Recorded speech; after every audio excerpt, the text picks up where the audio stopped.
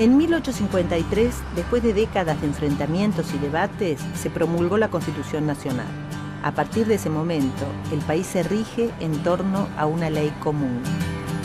El artículo número 5 de esta Constitución señala que el deber de cada provincia es asegurar la educación primaria a toda su población. De acuerdo a esto, desde mediados del siglo XIX, las legislaciones provinciales y nacionales ordenaron el sistema educativo argentino. Pero a lo largo del tiempo, las leyes relacionadas con la educación fueron cambiando. Los movimientos políticos y sociales de cada época dejaron su impronta en la legislación. Comprender la evolución que tuvieron las leyes significa entender cómo cambió el sistema educativo con el paso de los años.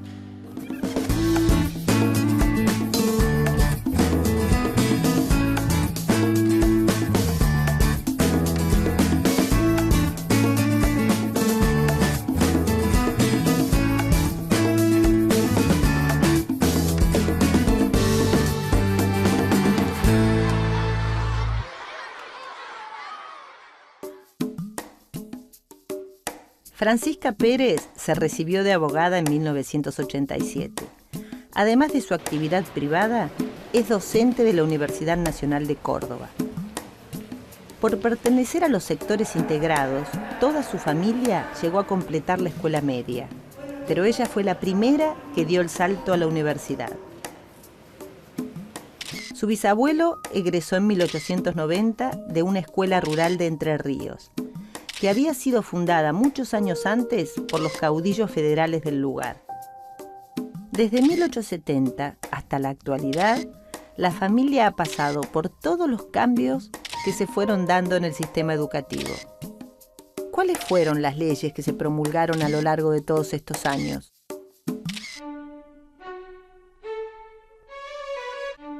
A partir de 1868, la gestión presidencial de Domingo Faustino Sarmiento puso énfasis en el desarrollo educativo del país.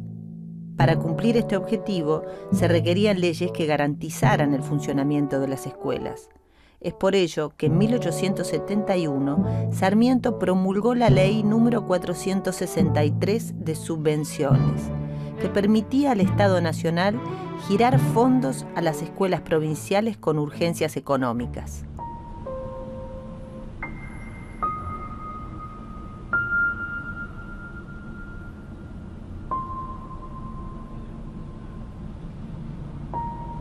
Hernán está realizando un doctorado en Ciencias de la Educación. Su tesis gira en torno a la legislación educativa. El trabajo comienza por la promulgación de la Ley 1420, uno de los hechos legales que estableció las bases de la educación del siglo pasado.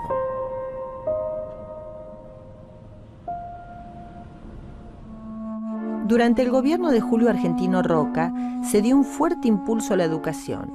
En 1884 se sancionó la Ley 1420, que tenía vigencia solo en los territorios dependientes directamente del Estado Nacional, como lo eran la capital, el Chaco y la Patagonia.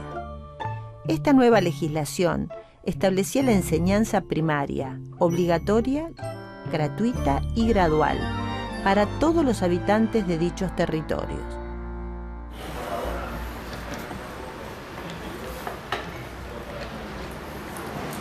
Jorgelina terminó la escuela secundaria en el año 1950 y está orgullosa de haberlo conseguido. Todavía guarda la foto de egresadas en la que está junto a su madre y su abuela.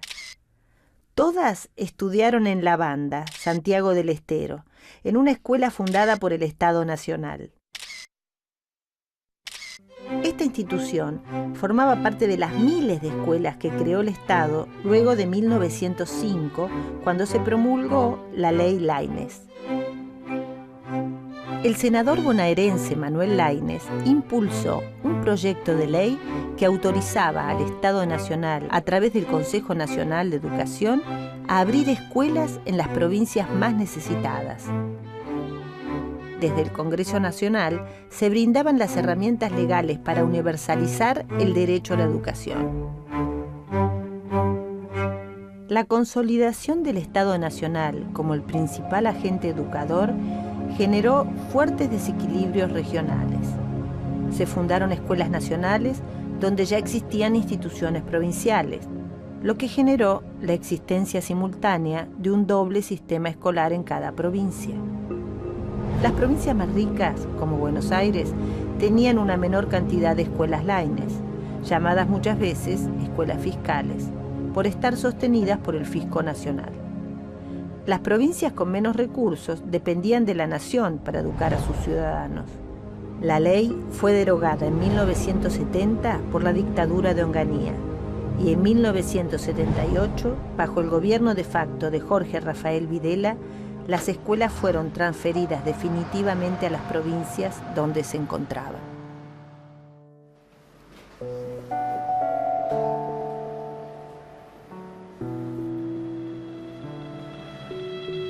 Adriana estudió Ciencias de la Educación en la Facultad de Filosofía y Letras de la Universidad de Buenos Aires.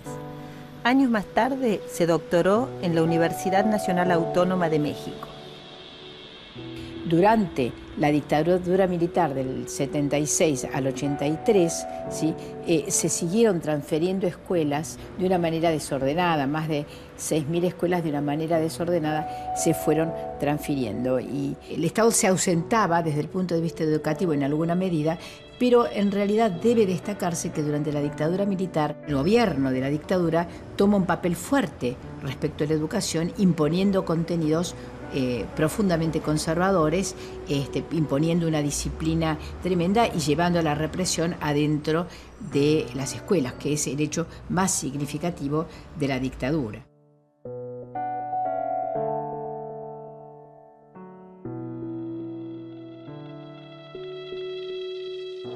Lo que retrocedió la educación argentina durante la dictadura es algo que todavía estamos tratando de superar.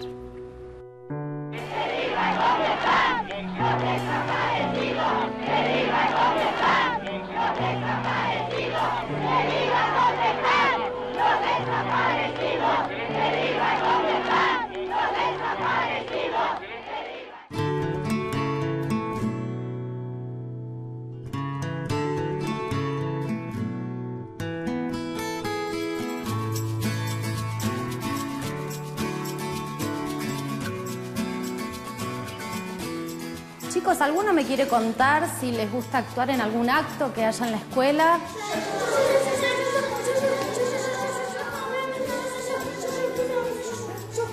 A mí me encanta, participé de todos los que pude. Bailé el minué, creo que cuando tenía, no sé, cuando estaba en primero o segundo grado. Bailé el Charleston, las fotos del Charleston son tremendas porque soy así, de este tamaño, y tengo anteojos, usaba anteojos en esa época. En un acto hice como un papel protagónico y me tocó que me pintaran toda de corcho quemado, negro. No, qué feo que se rían así, pero bueno, estuvo difícil después para sacármelo y todo. Y hacía como vieron de la época del 25 de mayo y todo eso, de la semana de mayo, y era la negrita que lavaba la ropa en el río, después llevaba las empanadas, después tenía, en un momento como que estaba ahí como limpiando la casa, toda pintadita de negro hermoso. Casi me muero cuando subo al escenario porque me estaba mirando todo el colegio y estaba yo solita con mi alma y lo logré. En la primaria, en segundo grado, hecho de Cristóbal Colón, y me acuerdo que tenía el pelo, el peinado, el corte de Cristóbal Colón, por eso me han hecho actuar. Yo el día que tuve que bailar folclore con la profesora, qué desastre que había sido ese día. No había llevado ni la vestimenta, nada, me vestía así nomás. Y cuando me tuve que poner a bailar también fue un desastre, todos se reían, le pisaba a la profesora, todo. Sí, actuaba en las obras de teatro también que hacían en las escuelas y siempre participaba de los actos. No me gustaba actuar en los actos escolares porque era muy tímido, era bastante tímido y no me gustaba. Y en la primaria participé absolutamente en todos los actos escolares que había. Nunca me tocó ser un prócer, pero bueno, bailé carnavalitos, vendí objetos el 25 de mayo, alimentos, y después leía tenía que recitar muchas poesías. No me gustaba bailar mucho, nada. Era que nos disfrazábamos, baile de disfraces, pero nada serio, era más humorístico lo que hacía. En el colegio se han organizado bailes, el pericón, el famoso pericón que se hace acá en la plaza. Es un acto muy grande y casi todos los años participo ahí. A mí me gustaba actuar, participábamos siempre. En las escuelas rurales siempre todo el alumnado, no se puede elegir a un chiquilín que quiera o no actuar. Todos participan de igual manera y en realidad en la escuela rural siempre todos lo hacen con gusto.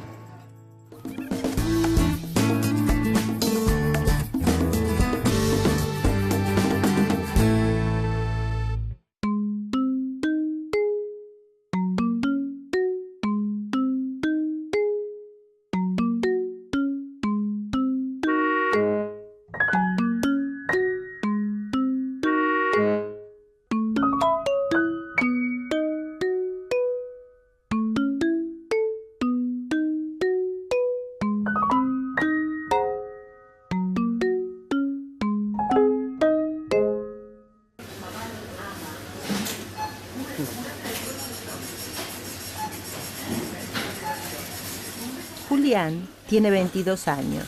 Empezó el primario en 1996, cuando ya había cambiado el clásico sistema primario de 7 años por el de la educación general básica, conocida como EGB. Este sistema comenzó a regir a partir de la reforma de la década de los 90, durante la presidencia de Carlos Menem. Esta transformación dio pie al llamado modelo educativo neoliberal. Durante los años 90, se promulgó un sistema de normas que continuaba las reformas impulsadas por la dictadura a partir de 1976. Se impuso la lógica de mercado. En 1992 se dictó la Ley 24.049 de transferencia de servicios educativos. Esta ley pasó todas las escuelas de enseñanza media y superior del Estado Nacional a la provincia en que se encontraban. En los años siguientes, la Ley Federal de Educación y la Ley de Educación Superior moldearon un nuevo régimen, por el cual la educación dejó de ser un derecho que el Estado debía garantizar para ser entendido como un servicio de consumo. La Ley Federal de Educación 24.195 ordenó el sistema educativo de la siguiente manera. Se amplió la obligatoriedad a 10 años y se dividió el sistema en 5 niveles. El nivel inicial, de los 3 a los 5 años. La educación general básica, conocida como EGB, que era un ciclo de 9 años. El polimodal, posterior al cumplimiento del EGB, con una duración de 3 años como mínimo. La educación superior, para la formación profesional y académica de grado. Y por último, la educación cuaternaria para la capacitación especializada de profesionales.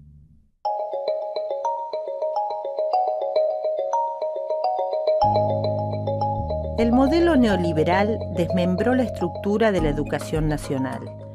El histórico sistema unificado dio paso a un régimen de 24 administraciones sin criterio común, lo que significó un aumento de la desigualdad educativa. El Estado Nacional ya no se hizo responsable de los resultados educativos y se puso el peso del rendimiento escolar sobre las propias escuelas, los docentes y los alumnos. En ese contexto, y ante el derrumbe social y económico del año 2001, se requerían cambios. Se necesitaba pensar políticas que reconocieran la educación como un derecho y como una responsabilidad social. Yo, Néstor Carlos Kirchner. A partir del año 2003, durante el gobierno de Néstor Kirchner, se discutió la necesidad de un nuevo marco legal para que el Estado volviera a ocupar su lugar generador en el sistema educativo. Tiempo votando. Resultan 57 votos afirmativos, 3 negativos. Queda aprobado. Se comunica a la honorable Cámara de Diputados. Continuamos con la sesión.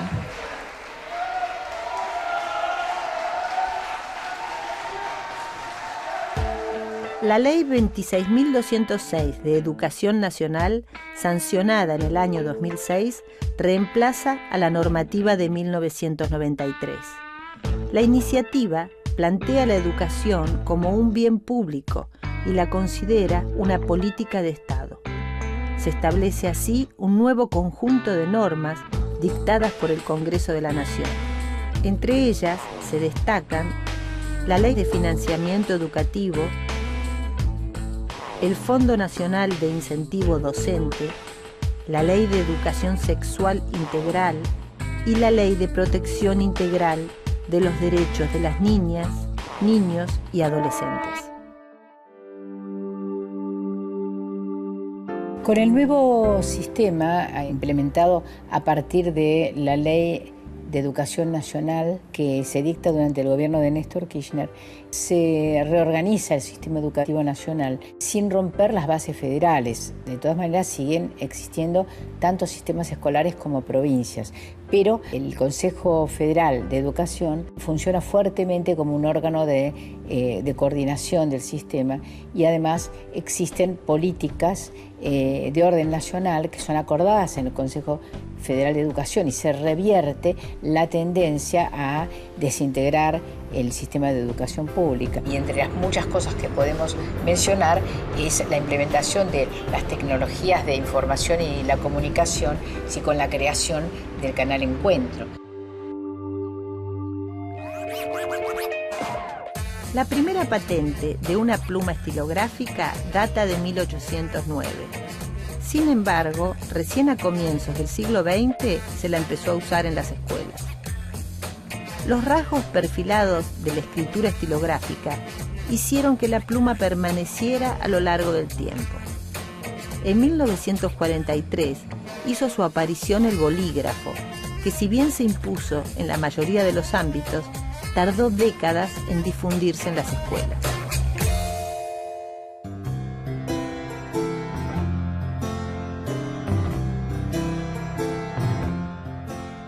Chicos, a ver si alguno me quiere contar o me puede responder, ¿para qué sirve la escuela pública? Yo. Hay cosas de las que uno se da cuenta cuando pasa el tiempo. Quizá en el momento en el que estás en la escuela no te das cuenta del todo, pero yo empecé a ver, a notar, como que cuando uno se pregunta para qué sirve la escuela pública, es enseñanza pura, enseñanza que, si bien va por las humanidades, por la historia, por las matemáticas, por los insoportables logaritmos, me da la sensación que la gran ventaja de la escuela, el gran rédito que le deja a uno la escuela pública, es enseñarle a pensar. Enseñarle a moverse por sus propios medios desde lo intelectual. Lo extraordinario de la escuela pública, en la primaria sobre todo, es que aún uno está apareciendo en la vida, está viendo cómo es eso tan complejo que es vivir. Y el enseñarle a uno a pensar con libertad es un legado que agradecerá toda la vida. Y otro detalle interesante que se daba, por lo menos en Bragado, en mi pueblo, era que éramos todos iguales. No solamente nos igualaba el guardapolvo blanco, nos igualaba también el ánimo de ser equipo, de ser grupo, de hacer todo juntos. Pero todos éramos uno, y ese era el encanto de la escuela pública. Pensar en la educación pública hace pensar que todos tienen derecho a acceder a esa educación y tienen la posibilidad de desarrollarse en la sociedad. Yo creo que es importante que la educación sea pública y gratuita porque no muchos chicos tienen la posibilidad de estudiar hoy en día. Creo que no habría otra forma de que no sea esta la verdadera, la positiva, no sé, la que esté al alcance de todo. Me parece muy importante que la educación sea pública y gratuita porque les da muchas posibilidades a todos los chicos, sean de la clase social que sea la situación económica que sea, que accedan al conocimiento y a un conocimiento variado. garantiza todo una igualdad, un acceso a lo que serían los contenidos de la educación. Al ser gratis podemos estar accediendo. Fundamentalmente para que acceda la mayoría del pueblo y porque tiene que haber, al ser pública y gratuita, se entiende una política estatal de educación donde estén reflejadas las memorias del pueblo argentino. Mi experiencia fue en un secundario público en el cual yo compartía con, por ahí, gente con mayor nivel económico y otros con menor nivel económico, y a la vez con chicos que venían de distintas enseñanzas, de distintos colegios y de distintos barrios, y me ayudó mucho a poder empezar a vivir socialmente desde el secundario. Fundamentalmente para que acceda la mayoría del pueblo y porque tiene que haber, al ser pública y gratuita, se entiende una política estatal de educación donde estén reflejadas las memorias del pueblo argentino.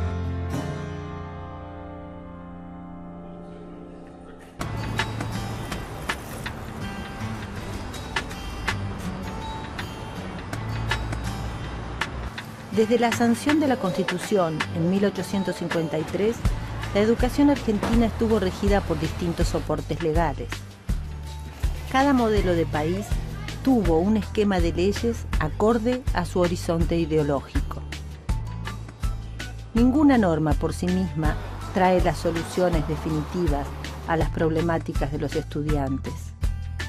Las leyes deben estar al servicio de afianzar el desarrollo educativo del país. Son la herramienta que tenemos como sociedad para que todos los argentinos tengan acceso al derecho fundamental de una educación pública y gratuita.